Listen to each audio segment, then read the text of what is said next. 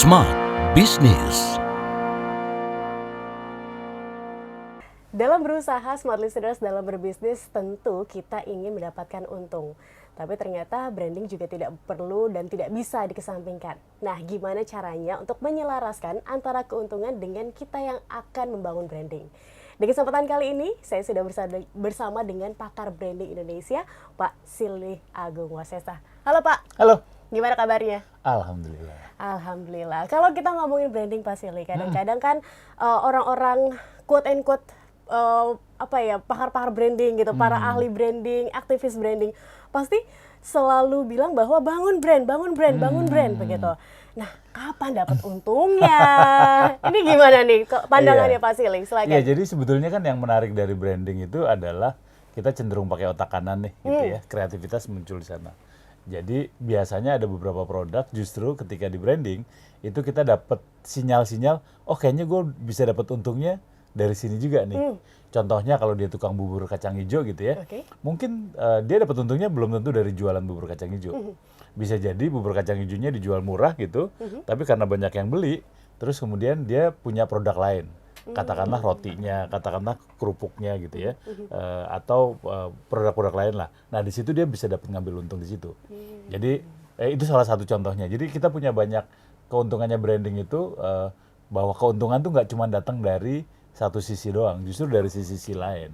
Baik. Itu menariknya. Makanya ini kenapa selalu disuarakan begitu ya, untuk bangun brand nggak cuma dengan usaha atau memanfaatkan opportunity begitu ya Pak Silih? Ya kan kalau bangun usaha standar doang gitu ya, ketika kita jualan motor gitu ya, ya udah kita cuma dapat motor, belinya berapa, dijual berapa, kan cuma ada dari sisi itu. Gitu. Tapi kalau branding tuh karena dia mencoba ngulik dari banyak sisi, itu banyak kemungkinan yang terjadi itu, banyak kemungkinan yang terjadi. Jadi di situ tuh menariknya branding, kita bisa dapat alternatif revenue.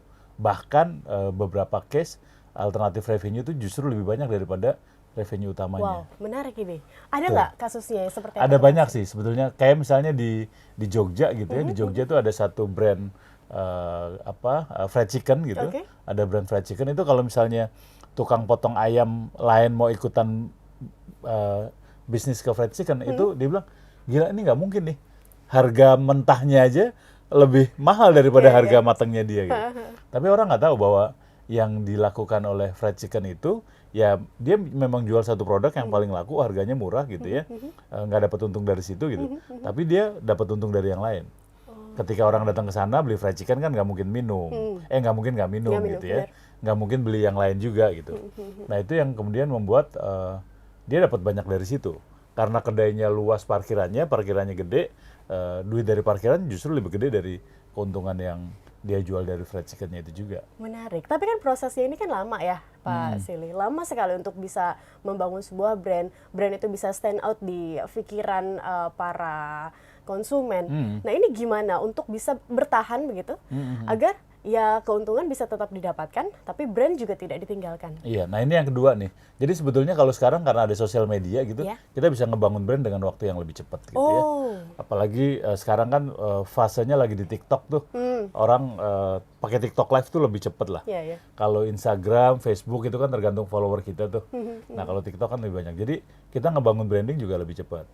Nah yang kedua adalah kemudian bagaimana kita maintain nih. Kita maintain, karena kalau kita misalnya lihat banyak brand-brand yang bagus gitu, tapi kok tahu hilang gitu ya. Nah itu salah satu contoh brand itu kita ngejaga biar revenue kita sustain. Dan kemudian juga dengan adanya branding, kita bisa jadi tahu ada produk yang mulai udah kadaluarsa, udah mulai drop, terus oke, mau kita apain nih, mau kita bunuh atau kita bikin produk yang baru. Itu, jadi sustainability-nya jadi dapat. Oke, baik. Jadi harus untung dulu atau brand dulu? Brand dulu. Yang paling penting sih konsep sih sebetulnya ya. Artinya brand manajemennya nih value-nya mau dibawa kemana nih. Nah kalau itu udah dapat baru revenue itu udah kita pertimbangkan dari awal gitu ya. Tapi kita tidak harus berpikir malah sebetulnya value-nya apa nih. Kalau ada brand sebetulnya manfaatnya apa sih buat orang lain, itu yang harus dimunculin. Jadi revenue itu resiko. Wow, menarik.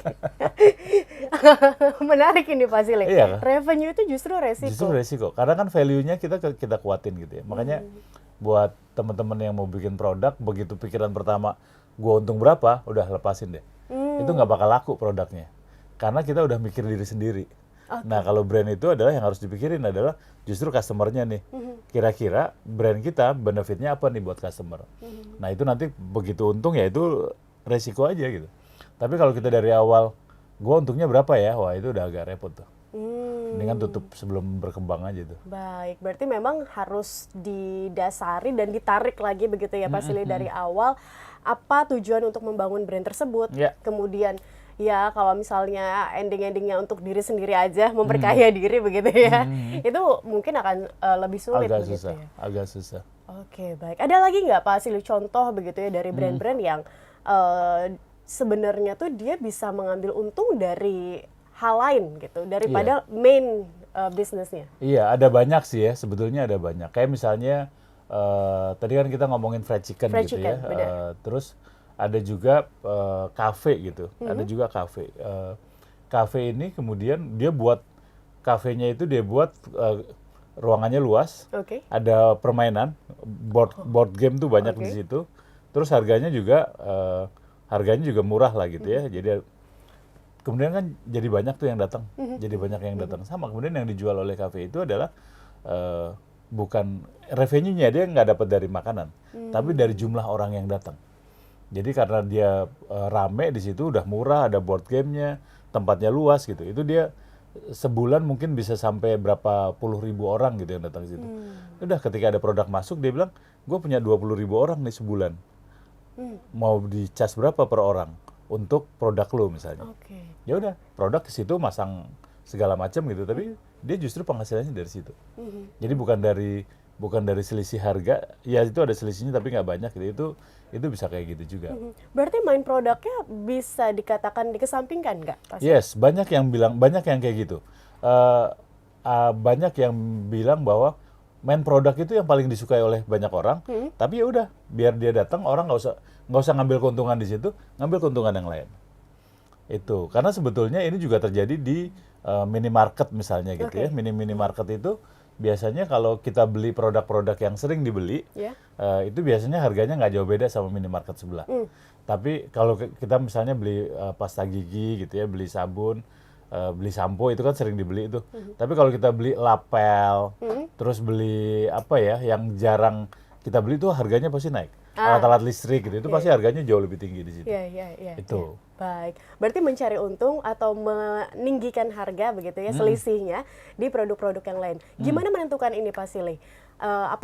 Main produk yang bisa kita berikan kepada konsumen dan side product tadi yang bisa menjadi tempat kita mengambil untung. Iya, sebetulnya komplementer ya. Oke. Jadi komplementer artinya gini, ketika kita bikin satu produk yang memang nggak banyak untungnya di situ gitu, revenue-nya nggak ada, tapi kemudian kan ketika orang beli produk ini dia harus beli produk yang lain tuh, yang kira-kira komplemennya dari situ.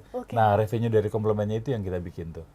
Itu yang dilakukan gitu. Atau ada juga produk-produk yang dibuat memang cuman buat narik orang pasti datang ke situ gitu. Kalau restoran satu-satunya di dunia gitu ya, apapun restorannya selalu ada menu frustasi. Oh, punya frustasi? Itu namanya nasi goreng.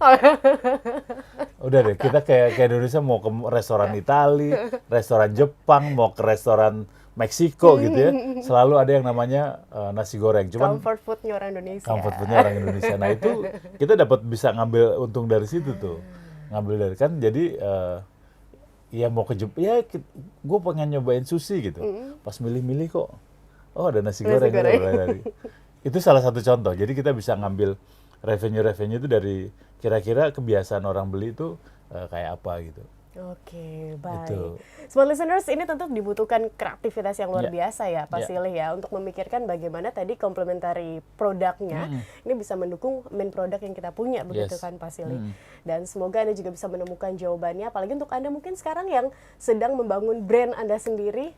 Semoga mendapatkan keuntungan dari side produk Anda begitu ya Pak Silly ya. Yes. Apa kiranya highlight yang bisa Pak Silly sampaikan untuk topik di kesempatan podcast kali ini? Iya, sebetulnya kalau kita bicara branding itu kita memang harus bicara revenue. Yes. Jadi branding itu bukan cuman bikin logo, identitas visualnya menarik ke orang apa enggak gitu. Tapi yang paling penting kita bisa dapat revenue nggak dari benefit yang kita berikan gitu. Kalau misalnya branding nggak membahas revenue, ya itu mungkin sayang aja gitu. Padahal kan ya ujung-ujungnya revenue. Bener. Business is all about revenue kan. Betul, betul. Terima kasih Mas Silly. Sama-sama. Kami nantikan topik-topik lainnya dan Oke. pembahasan lainnya dalam podcast Smart Business. Dan Smart Listeners, pastikan Anda terus bergabung bersama dengan kami. Nantikan episode-episode lainnya dalam podcast Smart Business. Tasya dan Pak Silly pamit. Sampai jumpa. Smart Business.